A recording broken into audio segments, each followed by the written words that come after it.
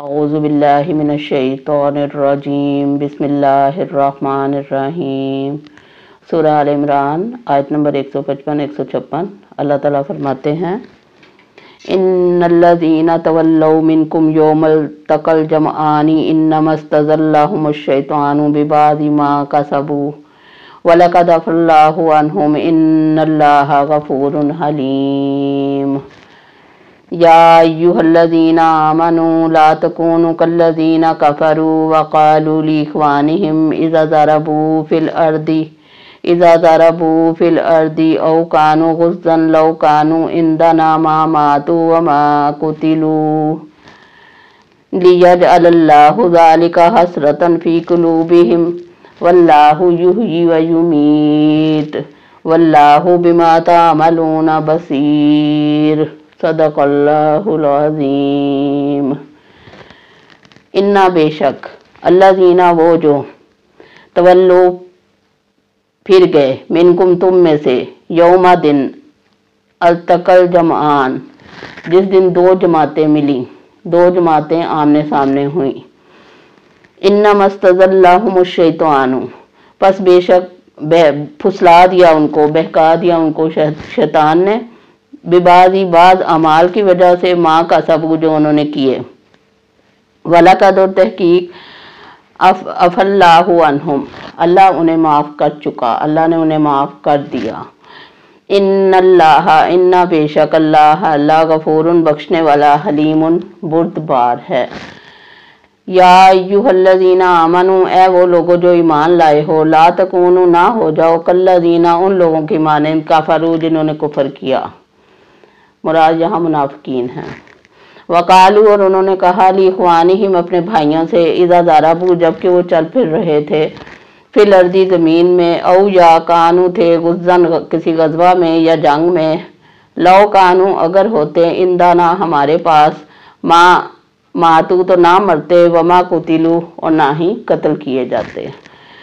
لیجعل اللہ تاکہ بنائے اللہ ذالک یہ حسرۃ فی قلوبہم ان کے دلوں کی، واللہ اور اللہ یحیی زندہ کرتا ہے، ویمیت اور وہی مارتا ہے، واللہ بما تعملون بصیر واللہ اور اللہ بما ساتھ جو تعملون تم کرتے ہو، بصیر دیکھ رہا ہے۔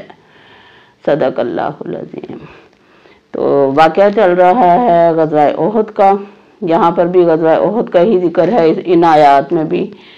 اللہ تعالیٰ نے فرمایا کہ ان الذین تولوا منکم یوم التقى الجمعان بے شک وہ لوگ جو پھر گئے تھے اس دن جس دن دو جماعتیں آپس میں ملی تھیں، دو جماعتوں کی مٹ بھیڑ ہوئی تھی، یعنی کفار اور مسلمان، مومن اور کافر، دونوں کی جنگ ہوئی تھی، غزوہ احد ہوئی تھی۔ تو اس وقت جیسا کہ ہم نے پچھلی آیتوں میں پڑھا کہ پہلے مسلمانوں کو فتح ہوئی، لیکن ان کی ایک غلطی کی وجہ سے پھر کفار ان پر غالب آ گئے تھے۔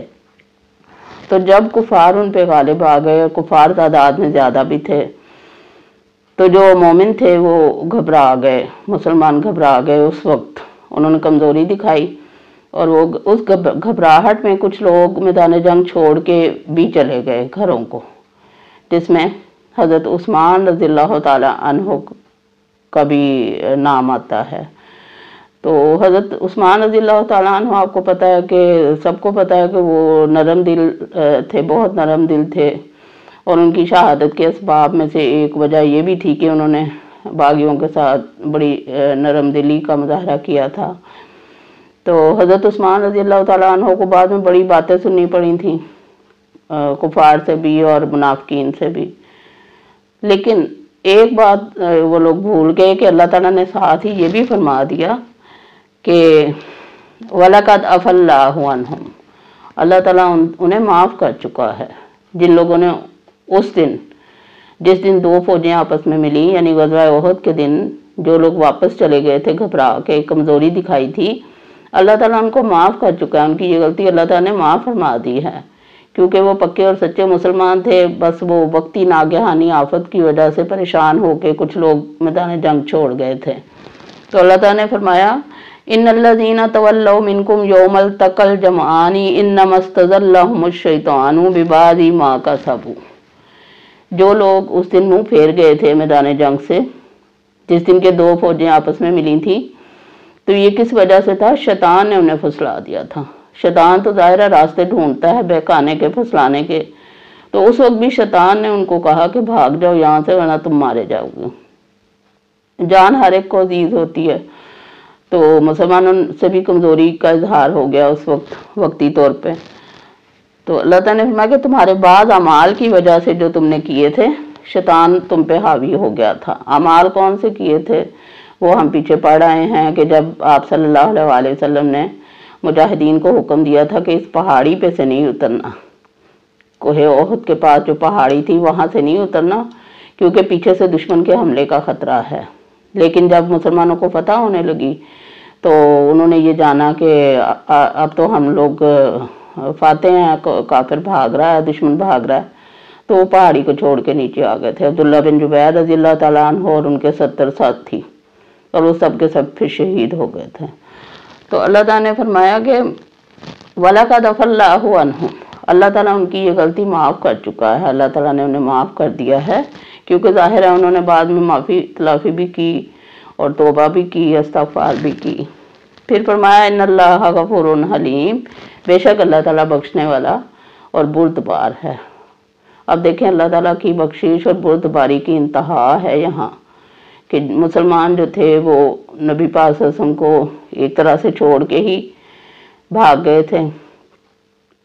کچھ صحابہ کرام ساتھ تھے، نبی پاک صلی اللہ علیہ وسلم کے مسلسل ساتھ تھے، حضرت ابو بکر صدیق رضی اللہ تعالیٰ عنہ، حضرت علی رضی اللہ تعالیٰ عنہ، حضرت بی بی فاطمہ رضی اللہ تعالیٰ عنہ، اور وہ جو تھیں ایک صحابیہ ام عمارہ رضی اللہ تعالیٰ عنہ، جنہوں نے بہت سے کافروں کو مارا بھی تھا۔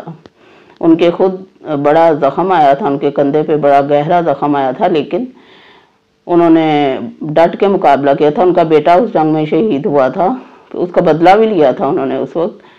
تو صحابہ کرام نبی پاک صلی اللہ علیہ وسلم کے ارد گرد موجود تھے، لیکن کچھ جو کمزور دل تھے وہ واپس چلے گئے تھے۔ تو اللہ تعالیٰ نے فرمایا کہ انہیں میں نے معاف کر دیا ہے، کیونکہ اللہ تعالیٰ بخشنے والا اور بردبار ہے۔ پھر فرمایا یا ایھا الذین آمنوا لا تکونوا کالذین کفروا، اے ایمان والو تم کافروں کی طرح نہ ہو جاؤ۔ یعنی کافر سے مراد یہاں وہ منافق ہیں جو مسلمانوں سے الگ ہو گئے تھے غزوہ احد کے موقع پر، اور انہوں نے کفر کا ہی مظاہرہ ایک طرح سے کیا تھا۔ فرمایا یا ایھا الذین آمنوا لا تکونوا کالذین کفروا، تم ان لوگوں کی مانند نہ ہو جائے جنہوں نے کفر کیا۔ وقالوا، اور انہوں نے کہا لاخوانہم، اپنے بھائیوں سے، اذا ضربوا فی الارض او کانوا غزا لو کانوا عندنا ما ماتوا وما قتلوا، انہوں نے اپنے بھائیوں سے کیا کہا؟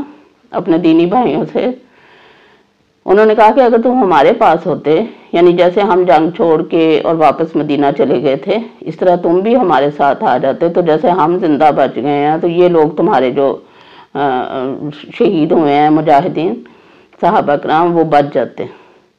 حالانکہ یہ ان کا مفروضہ بالکل غلط تھا، ایسا ہوتا نہیں ہے، کیونکہ موت کا ایک وقت مقرر ہے، شہادت جس کے نصیب میں ہوتی ہے اسے ہی ملنی ہوتی ہے۔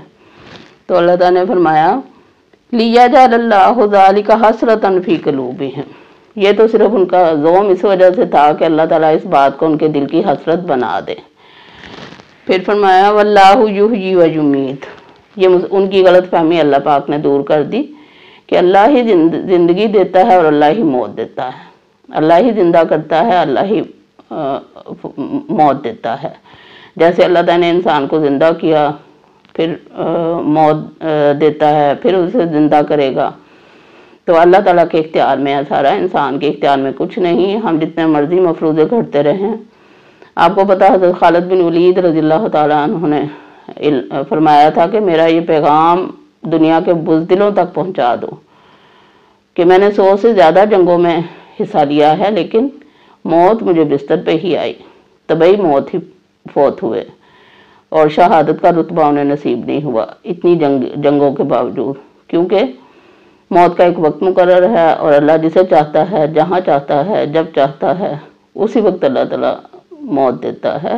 اس میں ہمارے یا ان کے خیال کی کوئی اہمیت نہیں ہے۔ واللہ بما تعملون بصیر، اور اللہ جو بھی تم کرتے ہو اسے دیکھتا ہے۔ ہماری نیتوں کو، ارادوں کو، ہمارے اعمال کو، ہر چیز کو اللہ جانتا ہے، لہذا ہمیں اپنی نیتیں درست رکھنی چاہیے، اپنے اعمال درست رکھنے چاہیے، اور اللہ تعالیٰ کو ہی کارساز اور مولا اور زندگی دینے والا، موت دینے والا اللہ ہی کو ہمیں سمجھنا چاہیے۔ اسی سے ہمارا ایمان مکمل ہوگا اور ایمان پختہ ہوگا۔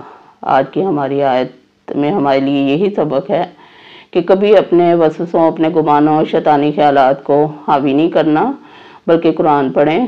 قرآن میں جو اللہ تعالیٰ نے اپنی صفات بیان کی ہیں، جو حدیث میں نبی پاک صلی اللہ علیہ وسلم نے اللہ کی صفات بیان کی ہیں، ان پہ ہمارا پختہ ایمان ہونا چاہیے۔ اللہ پاک آپ کو اور ہمیں توفیق دے، آمین۔ وما علینا الا البلاغ۔ سبحانک اللہم و بحمدک، اشہد ان لا الہ الا انت، واستغفرک واتوب الیک۔ اللہ حافظ۔